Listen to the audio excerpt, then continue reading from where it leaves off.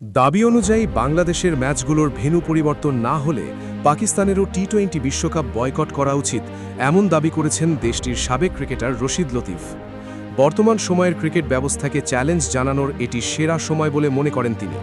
এদিকে পাকিস্তানের প্ররোচনায় বাংলাদেশ নিজেদের অবস্থান বদলাচ্ছে না বলে অভিযোগ করেছেন ভারতের বিশ্বকাপজয়ী সদস্য মদন লাল। আসন্ন টি-20 বিশ্বকাপে বাংলাদেশের অংশগ্রহণ নিয়ে তৈরি হয়েছে ধোঁয়াশা। আইসিসির নির্ধারিত করে দেয়া ২৪ ঘণ্টা সময়ের মধ্যে ক্রিকেটারদের সাথে বৈঠকের পর ভারতে গিয়ে বিশ্বকাপ না খেলার ব্যাপারে অটল বাংলাদেশ। ভেন্যু পরিবর্তনের মাধ্যমে বিশ্ব ক্রিকেটের সর্বোচ্চ সংস্থা বিষয়টি পুনর্বিবেচনা করবে বলে আশা যুব ও ক্রীড়া উপদেষ্টা আসিফ নজরুলের। নিরাপত্তা সংখ্যায় লাল সবুজদের বিশ্বকাপে অংশ না নেয়ায় অনড় অবস্থানে আবারও মাথাচাড়া দিয়ে উঠেছে ভারত পাকিস্তানের স্নায়ুযুদ্ধ। আইসিসিকে এক চিঠির মাধ্যমে বাংলাদেশের ম্যাচগুলো শ্রীলঙ্কায় সরিয়ে নেওয়া না হলে বিশ্বকাপ বয়কটের হুঁশিয়ারি দেয় বিসিবি। সংকটের সুরাহা না হলে এবারের আসর পাকিস্তানের বয়কট করা উচিত বলে মনে করেন দেশের সাবেক অধিনায়ক রশিদ লতিফ।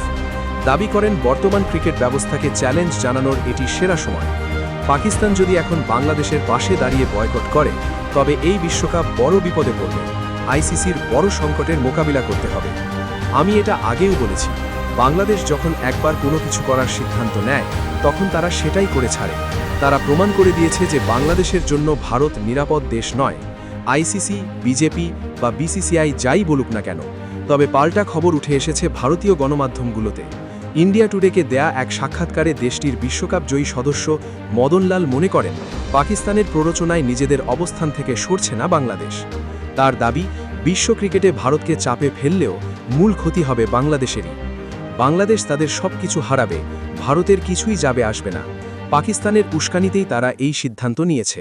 মুম্বাই বা কলকাতার মতো নিরাপদ জায়গায় খেলতে না আসাটা কোনোভাবেই যুক্তিসঙ্গত নয়। ভারতের জনপ্রিয় সংবাদ মাধ্যম আনন্দবাজার পত্রিকায় উঠে এসেছে চমকপ্রদ তথ্য। বিসিবি ও ক্রিকেটারদের আর্থিক ক্ষতির সম্মুখীন হওয়ার পাশাপাশি আন্তর্জাতিক স্পন্সরদের একটি বড় অংশ চলে যেতে পারে বলে আশঙ্কা করছে গণমাধ্যমটি। তবে সব হিসাব নিকাশ মাথায় রেখেই আইসিসির দিকে সুবিচারের দৃষ্টিতে বাংলাদেশ। DBN news.